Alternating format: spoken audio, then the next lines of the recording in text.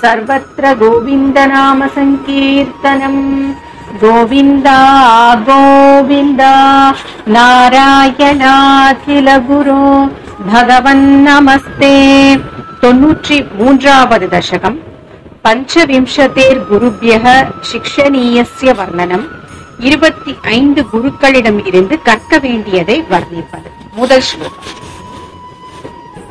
बन्धु स्नेहं विजह्याम् तव हि करुणया त्वय्युपावेशितात्मा सर्वं त्यक्त्वा चरेयम् सकलमपि जगद्वीक्ष्य माया विलासम् नानात्वाद् भ्रान्तिजन्यात् सति खलु गुणदोषावबोधे विधिर्वा व्यासेधो वा कथं तौ त्वयि निहितमतेः पीतवैषम्य बुद्धेः. இரண்டாவது ஸ்லோகம். शुतृष्णालोपमात्रे सतत कृतधियो जन्तवः सन्त्यनन्ताः तेभ्यो विज्ञानवत्वात् पुरुष इह वरः तज्ज निर्दुर्लभैव तत्रापि आत्मा आत्मनः स्यात् सुहृदपि च रिपुः यस्त्वयि न्यस्तचेताः तापोचित्तेरुपायम् स्मरति स हि सुहृत् स्वात्मवैरी ततोऽन्यः. மூன்றாவது ஸ்லோகம். त्वत्कारुण्ये प्रवृत्ते क इव नहि गुरुः लोकवृत्ते विभूमन् सर्वाक्रान्तापि भूमिः न हि चलति ततः सक्षमां शिक्षयेयम् गृह्णीयामीश तद्विषयपरिचये अपि अप्रसक्तिं समीरात् व्याप्तत्वं चात्मनो मे गगन गुरुवशात् भातु निर्लेपता च. நான்காவது ஸ்லோகம். स्वच्छस्यां पावनोऽहं मधुर उदकवत् वह्निवन्मास्म गृह्णम् सर्वानीनोऽपि दोषम् तरुषु तमिव माम् सर्वभूतेष्वेयाम् पुष्टिर्नष्टिर्कलानाम् शशिन इव तनोः आत्मनोऽस्तीति विद्याम् तोया दिव्यस्तमार्ताण्ड वदपि च तनुषु एकतां त्वत्प्रसादात्. ஐந்தாவது ஸ்லோகம்.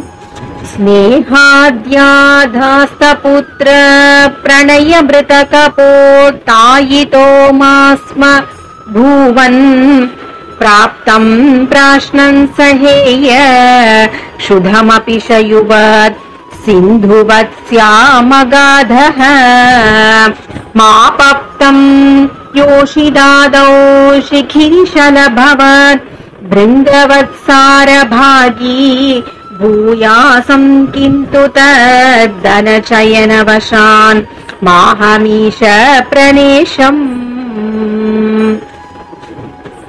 ஆறாவது ஸ்லோகம்.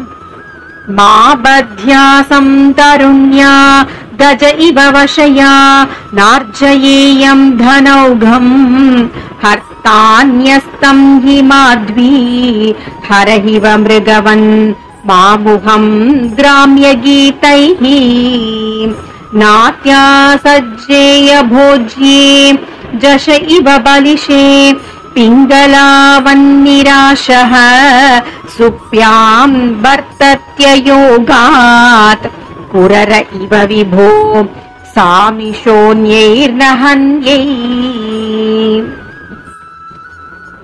ஏழாவது ஸ்லோகம்.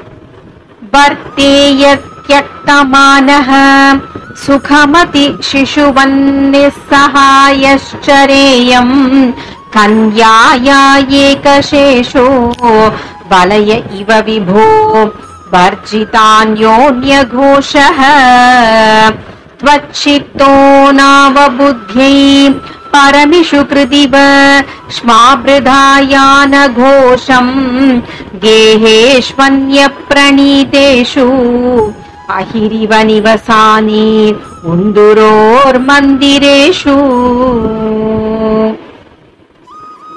एटावद् श्लोकम्। त्वय्येव त्वत्कृतम् त्वम् क्षपयसि जगदित्यूर्णनाभात् प्रतीयाम् त्वच्चिन्ता त्वत्स्वरूपम् कुरुत इति धृतम् शिक्षये पेशकारात्। विड्भस्मात्मा च देहो भवति गुरुवरो यो विवेकम् विरक्तिम् धत्ते सञ्चिन्त्यमानो मम तु बहुरुजा पीडितोऽयम् विशेषात्। 9வது श्लोकम्। हि मे देहमोहम् त्यज पवनपुराधीश यत्प्रेम हेतोः गेहे वित्ते कलत्रा दिशु च विवशिता त्वत्पदम् विस्मरन्ति। सोऽयम् वह्नेषु नो वा परमिह परतः साम्प्रतम् चाक्षिकर्ण त्वज्जिह्वाद्या विकर्षन्ति अवशमत इतः कोऽपि न त्वत्पदाब्जे। 10வது श्लोकम्। दुर्वारो देहमोहो यदि पुनरधुना तर्हि निःशेषरोगान् हृत्वा भक्तिम् प्रदिष्टाम् कुरु तव पदपङ्केरुहे पङ्कजाक्ष। नूनम् नाना भवान्ते समधिगतमिमम् मुक्तिदम् विप्रदेहम् क्षुद्रेहा हन्त मामा क्षिपविषयरसे पाहि माम् मारुतेश। ॐ सर्वत्र गोविन्द नाम संकीर्तनम्। गोविन्द गोविन्द नारायणाखिल गुरो भगवन् नमस्ते।